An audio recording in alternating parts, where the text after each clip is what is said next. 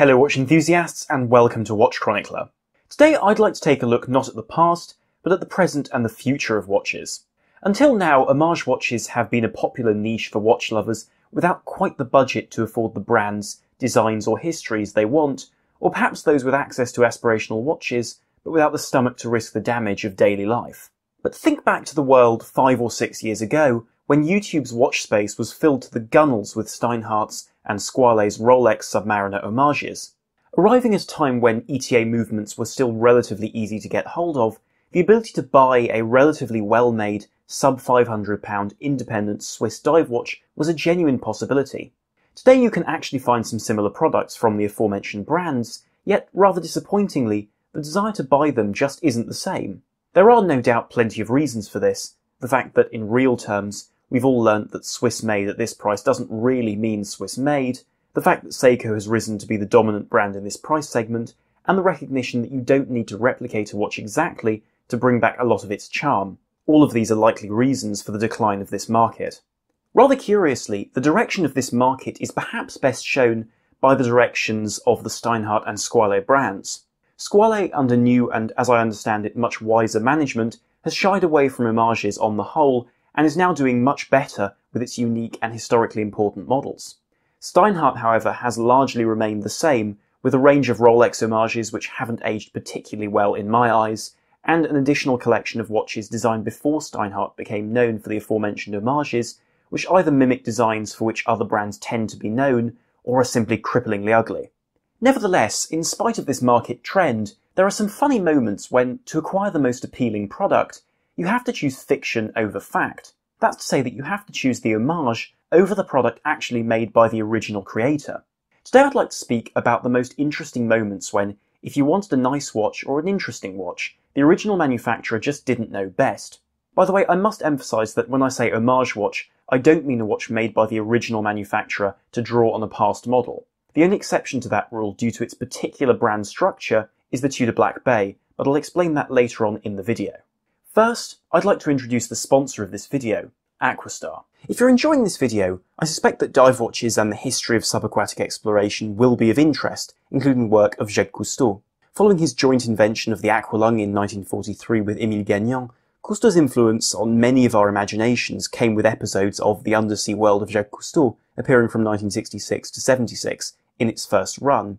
What few may know, however, is that the watch seen in the first episode of this hugely influential series was the Aquastar Deep Star, perhaps the most important diving chronograph of all time, usable down to 100 metres, and with the provision to calculate necessary decompression for consecutive dives.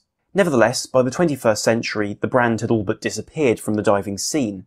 However, in 2020, under the new ownership of the Synchron Group, the company that brought back icons like the Doxa Sub in the early 2000s, Aquadive and also the Isofrane and Tropic straps, Aquastar is back with the brand new Deep Star, with modern specifications and classical looks.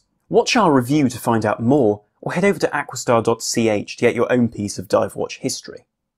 For the first part of this video, I'd like to address a watch which did a seriously impressive job of lending perspective on an influential but rather unremarkable watch, the Velour 72-powered Rolex Cosmograph Daytona. Of course, I'm being facetious because evidently the Daytona was and remains a cornerstone of the chronograph market. Nonetheless, one has to accept that it's not on mechanical merit that the Daytona has founded its reputation as an auction house sweetheart. Originally introduced in 1963, the original Rolex Daytona was a simple watch. Following the reference 6234 and 6238 models, the latter being produced well into the Daytona's production period, the Daytona added an external tachometer and a simplified dial to the Rolex chronograph formula. Originally born of astronautic aspirations later crushed by the technically superior Omega Speedmaster in the 60s, the Daytona was initially simply the Cosmograph and subsequently took its new name from the famous race. Amusingly, it was far later that the Daytona actually gained popularity when the Italian market, a key proponent for steel sports watches in the 1970s, started to appreciate this watch as seen in a magazine on the wrist of Paul Newman, the actor and racing driver. The rest, as they say, is history.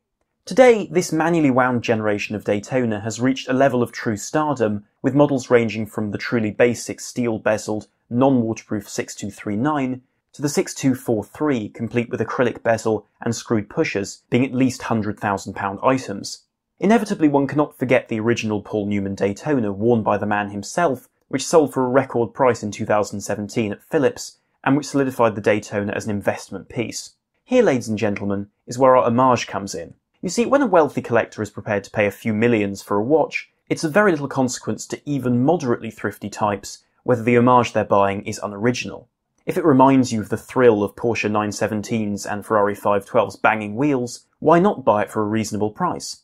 Plenty of homages to the Daytona exist, from Steinhart to the now unfindable Gevrol Tribeca, but these £1,000 remakes seem to grovel at the foot of the temple of that Rolex, with features actually far more advanced than the original, such as higher water resistance, sapphire crystals, automatic winding, and solid, modern bracelets. The watch to really show up the Daytona is the humblest of them all. It is the Holy Grail, resplendent in simple clay beside a heap of bejewelled golden alternatives. It is the Alpha Daytona. Produced simply in China to, let's be generous, unexacting standards, the Alpha is a near facsimile of the 1960s and 70s Daytona.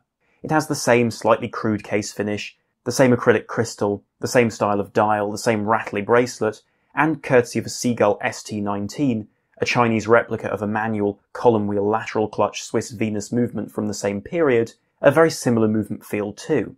Sure, it's poorly made and thousands of times cheaper than buying an original, but in its characterful, bargain basement tattiness, we actually get to experience an approximation of vintage Daytona ownership as it was in the day, without all the pomp and circumstance of being an auction top lot and a multi-million-pound item.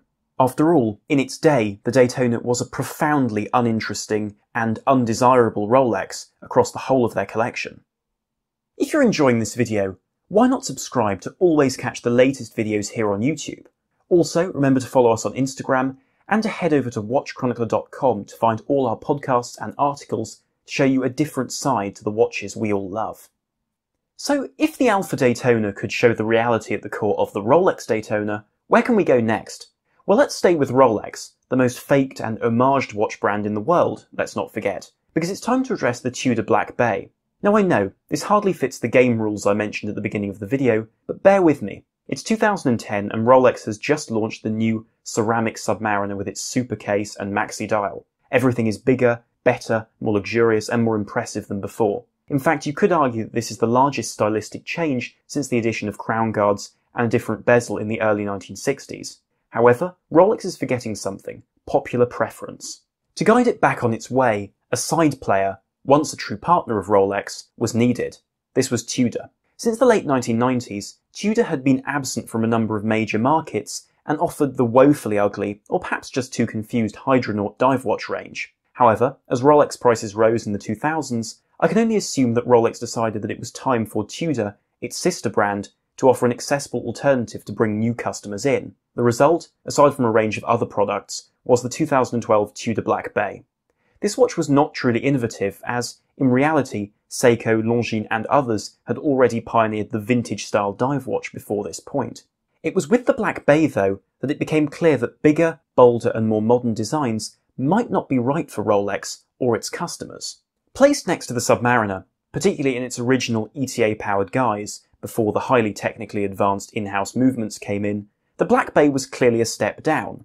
The ceramic bezel was replaced by an aluminium one, the water resistance was dropped to 200 meters, the bracelet was simpler, and of course the movement was an ETA 2824-2 with initially no date option available. Even the crown guards were removed. No matter, the Black Bay was an instant classic to the extent that today almost Tudor's entire brand rests upon this collection's sales.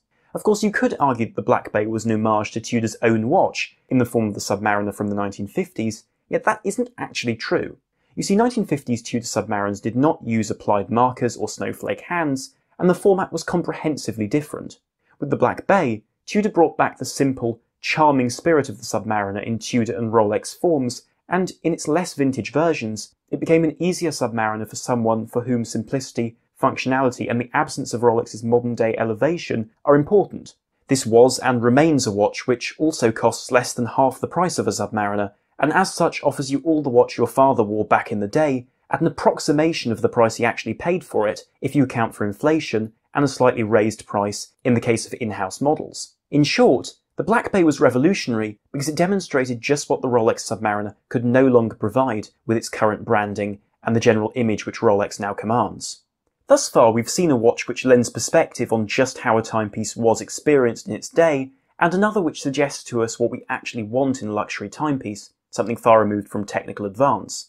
An homage which we haven't addressed, however, is one which actually betters the watch which spawned it. For this we need to look at the Breitling Navitimer, and for the German watch enthusiasts amongst you, the watch I'm going to present will already be obvious, the Sinn 903. When the original Navitimer reference 806 was unveiled in 1954, it was designed for a very different world than the one which we live in today.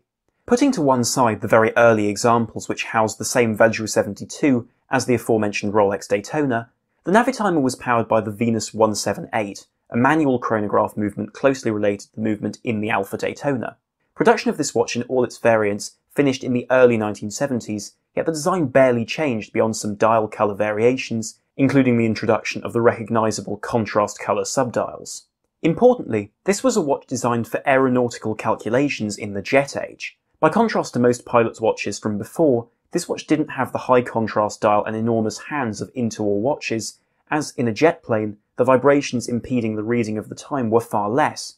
I'm assured that trying to read one of these in a propeller-driven aircraft is akin to reading a smudged newspaper in a mirror whilst hanging upside down and being tickled. In any case, with its slide rule bezel and chronograph functions, this watch could be used to calculate ground speed, fuel consumption, rate of ascent or descent, or to perform multiplication and division. In the late 70s, however, Breitling was facing hard times. The looming quartz crisis and a reducing interest in mechanical watches was hitting the brand hard, and some additional money needed to be made. As a result, Breitling sold the rights to, in essence, the Navitimer to Helmut Sinn, the man at the helm of German pilot's watch firm Sinn since 1961. As a result, we have today the Sinn 903, or simply Germany's Navitimer. Sized at 41mm, this watch is considerably more manageable than many of Breitling's own offerings, but more importantly, it's a very different interpretation too.